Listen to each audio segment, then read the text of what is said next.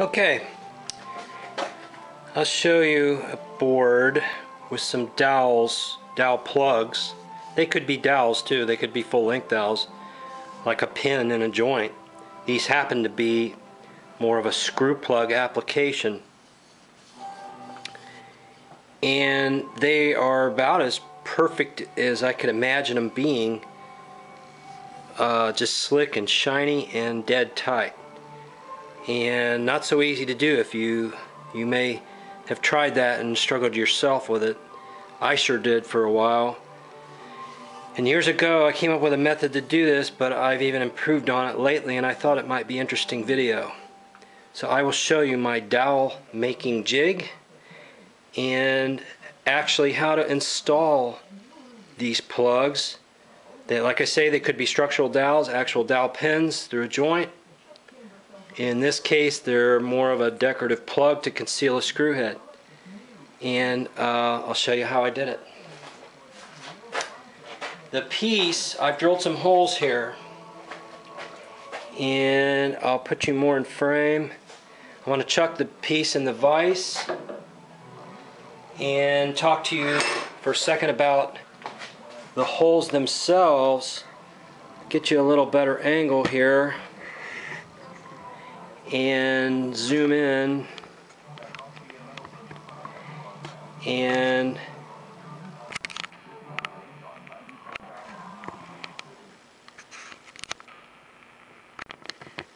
that is better. What's going on here? It's hard to drill a clean hole in the first place. Just try it sometime. If you, maybe you know this, but maybe you haven't thought about it a whole lot, but to drill a perfectly clean hole is actually quite hard. There's really only two bits I like for that. The Forstner bit will work fine, and there is a good way and a bad way to do it. You know, you have to have good technique. First of all, it has to be an electric drill or a battery drill, and you have to be going in pretty straight. So if I chuck this in a drill and drill a hole, my technique's got to be pretty good. Go in, no wobbling, no movement, just drill. Sometimes you have to clean the drill out, the bit, and then resume drilling. But it takes a good steady hand. These will produce a good hole. The other way to drill them is with your classic brace and bit. And I like these a lot. The problem you encounter with these is sometimes the spurs, these bits tend to be a bit generous. And that could be a problem when you go to do the dowel, especially store-bought dowels will have sometimes too much slop with the auger bit. In fact, they have too much slop, period, sometimes. What happens is dowel stock sits around in the store in a temperature-controlled environment and shrinks. And then you come home and you try to put it in a 3/8 hole, and it has all sorts of slop in there. And that's not going to work for me. So store-bought dowel can be a problem in the first place. Secondly, you may not have any, and you just need a handful of plugs. Say you need a dozen screw plugs or a dozen dowels. If you're doweling to hold furniture together, in other words, if dowels are your joinery, then I suggest buying spiral cut dowels, because you're going to go through 60, 70, 80 of them real fast. If you dowel, incidentally, I used to do it on my Shopsmith because it was a good drilling machine, horizontally and vertical. I did a lot of doweling, and doweling can work for furniture, but I've had failures, and it's because you don't use enough dowels. You might put 3 and you really needed 5. You might put 5 and really needed 8. You might have one row of 6 and really needed 2 rows. So you can't skimp on dowels. That's the lesson I've learned. But they are a valid method for joinery, but I'm not talking about using dowels here in this application for that. I'm talking about making dowel stock that you would plug screws with, or they would be dowels that would be pinning a joint. and maybe any other applications you could think of where you'd have the end grain of the dowel showing. Because after all, there are face grain plugs. That's another video for another day. I think I have one of those bits where I could make you tapered face grain plugs. They are very much able to conceal. They still show, but you have to really be looking for them, and they can really conceal a screw. This is not so much to conceal it as it's a decorative element.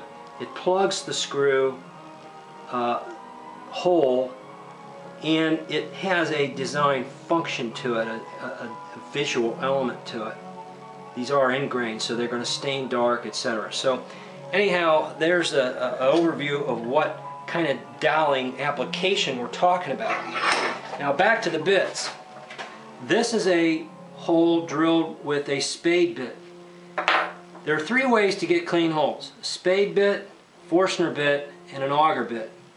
Chiefly a Brason bit, auger bit. Ship auger bits are not clean, usually. Any auger bit with spurs, though, you can get a clean hole. This is an auger bit with the spurs used in a Brason bit. The spade bit, the problem they have is they tend to wobble, and the hole can be clean, yes, if you use this kind of spade bit, but the hole gets oversized. Now when I take a caliper and check my bit in the first place is already at 379.5 or 380. That's already getting 5 thousandths over a 3/8 dowel. My jig is set up for a 3/8 dowel, and I want a 3/8 hole. My Forstner bit at the cutter is going to be closer. It's at 374, and that's good because there might be a little movement and it might gain a thou on size, and if I'm working towards a 3/8 dowel or larger, then I'll be in good shape. You'll see here in a second. That's how I got these. So how about the auger bit? Well, the hole came out at 3765, 377. It may work. It depends on the dowel we create. I know with store-bought dowel that tends to shrink, you have a 378 hole and you put a 372 dowel in it or 370 dowel in it. I have dowel here from the store that probably is smaller. Okay, this is not. This is okay. This is over 380, so it would probably work in the, here's the auger bit hole. The store-bought dowel will work in that. Where it won't work is the spade bit hole, which ends up, heck, I forgot what it ended up with the wobble and all. It ended up like 403. It's huge because the bit wobbles. So you have even for a store-bought dowel, you have a dowel that's bigger than you expect it to be. It still is not going in the spade bit hole, even with glue. It will work in the auger bit hole. A lot of times though, the store-bought dowels, this has been sitting in a humid shop, it's probably gained a little. I have other oak store-bought dowel here. Let's see if it's also, yeah, it's coming up 379 to 380, so it has swelled with the humidity and rains that we've had. It would work today. It's got a little bit of play there. It will work in the Forstner bit hole. But back to the original premise. What if you don't have any dowel stock and you need some fast? What I've done, see if we can get this in the camera. I have a dowel making jig. I have several holes here, but this hole is these are what I traditionally used. A hole with slots cut in the edge. My latest improvement, for some reason it never occurred to me till lately when I started thinking about this video, it occurred to me there is an improvement I could make. But The initial deal is you have a 1/4 inch hole, then a 3/8 hole. Then you cut slots in it with a Dremel tool. Normally I'd cut them straight up and down, but I realized lately that if I would angle the Dremel tool and cut the slot on a little angle, the stock that's spinning, picture a square stock and a drill spinning into this, hits that, and that's like a tooth. So here's the Dremel with the cutting wheel. These are delicate, but if you use a light touch, they won't fly apart and kill you or anything. And you would take this Dremel tool and cut slots. I have 4 cutting this hole. You cut slots, but what I'm saying is instead of straight up and down, lean it like this. I've even grazed off some metal ahead of the hole slot so that the stock that's spinning in there clears a little better. So you have a hole, the size of the dowel you want, you have a hole, you cut nicks in that hole with this cutting wheel and a Dremel tool, and if you're careful you can lean it a little bit and turn it into more of a tooth. That aids in a cutting action of the hole. Okay, let's chuck the drill together. First of all, let's make some stock. Make sure that you're in frame, and I'll show you. I have some stock that I picked up off the floor, and I threw a caliper on it, and it was a little heavy. It was like right there is 404. It varies. It was off the floor. Here's 385. It's got a little taper. It's an off fall. Fell on the floor. I said, gee, that's close to what I need. What I would do, let's use this as a planing stop. I'd probably hit it a few licks with a plane and knock some of that size down.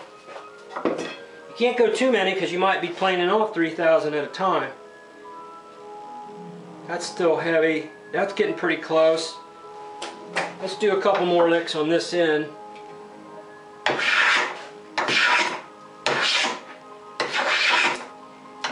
Some shavings. You're just wanting to get it close. It doesn't have to be perfect at all. You're just knocking this stock down. There's 3/815, 3/8 3/8 That's plenty close. You could saw it in a table saw, band saw. Now I'm going to put a 3/8 line here. There's 3/8 of an inch. I'm going to cut and leave the line, and basically we're trying to create, you know, 3/8 square stock. So I'll saw a piece. I won't do very much right now, but I'll saw a piece of stock here.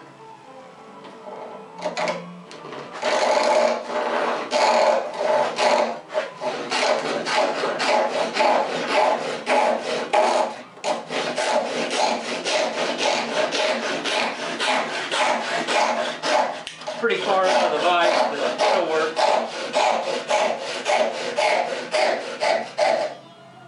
I'll stop about there. I don't want to cut too much for now.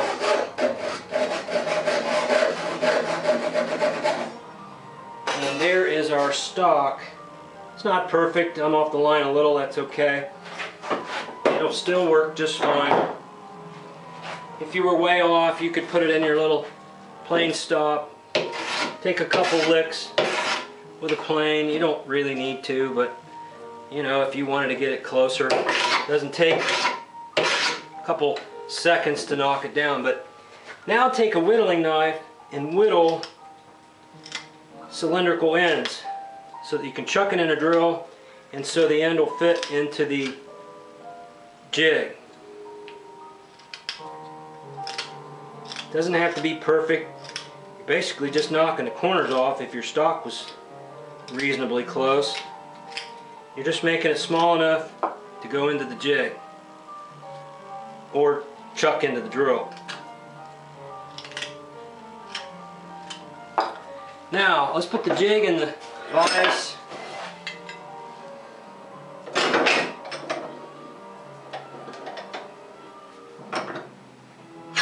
See if you're in frame. No, you're not.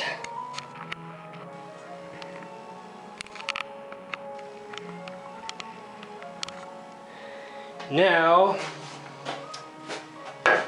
we will chuck this in the drill. And you're looking for not too much wobble. That's quite a bit of wobble. If you can make it straighter, you're better. And I'll show you a trick. You can run it in. Get it started, pull it out, and switch ends. And that'll make you run even truer. The less you wobble with the stock, the truer your dowel size will be. Now you're just ready to go. Just chuck it in there and go.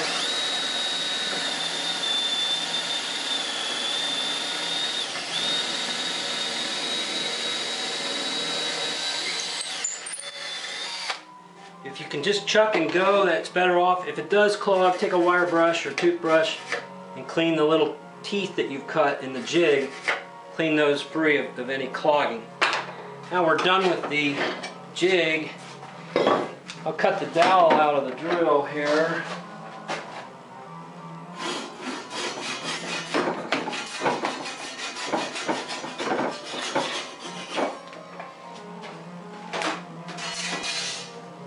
Let's put the caliper on this, zero it out. 375/50. It's not going to be perfect. There's a spot that's less. 373. 374. There's 376. 550. 450. Should be darn good. If you're within a couple of thou, you're going to be fine on your doweling. Chuck this piece back in. I'll see if you're in frame, and we'll zoom in a little bit.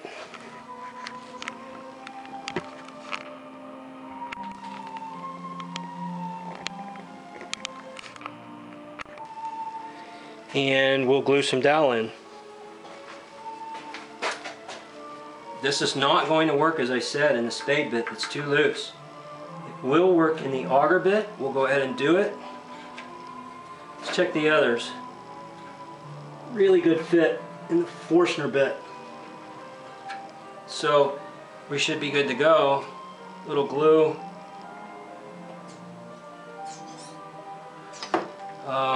I do not like to wipe glue with my fingers.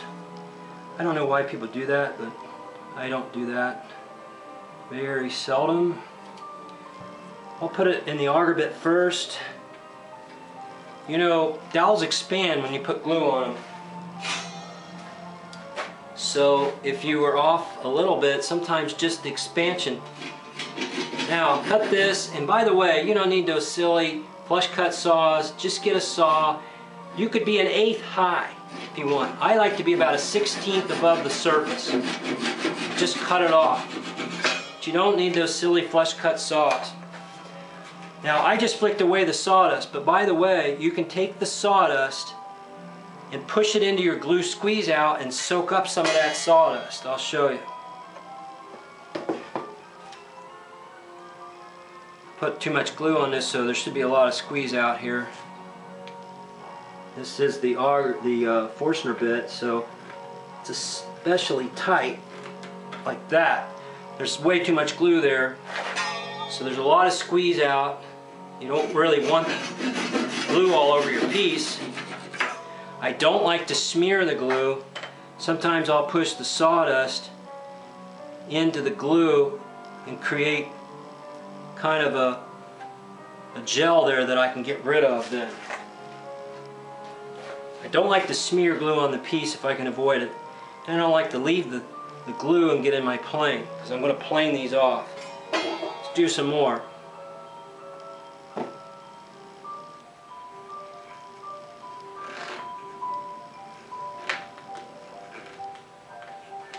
I like to twist them in, bottom them out. Again, a lot of squeeze out. We'll cut them off.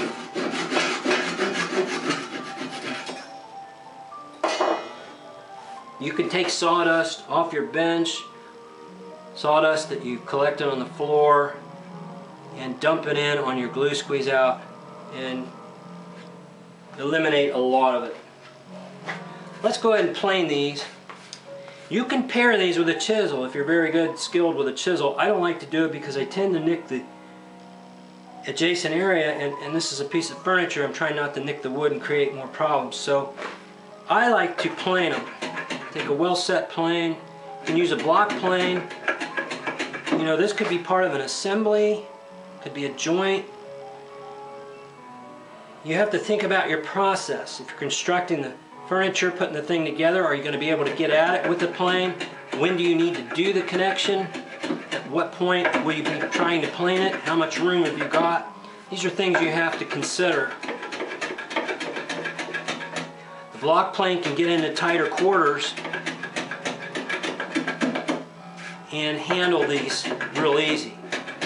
By all means, if you have room and can do it, take a number 4 plane, has more mass, very light set, knock them right down.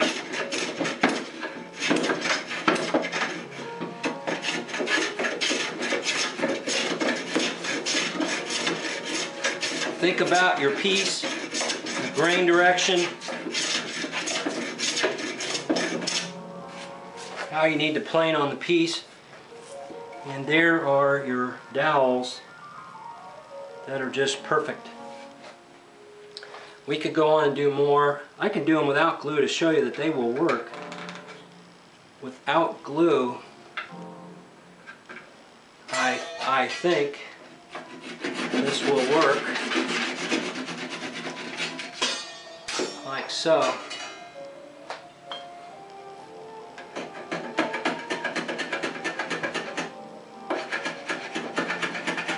So it isn't just relying on the glue to be a proper fit. Just excellent.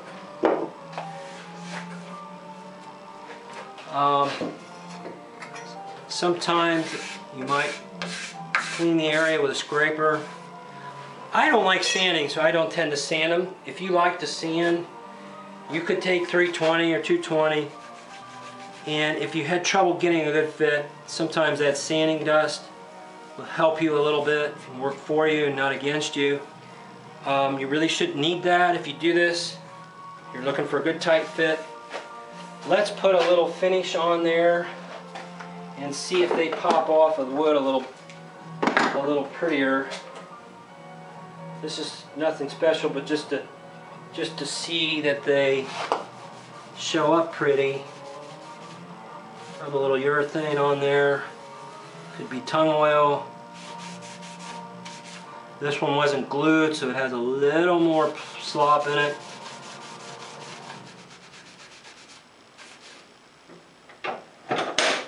See if I can get this up here.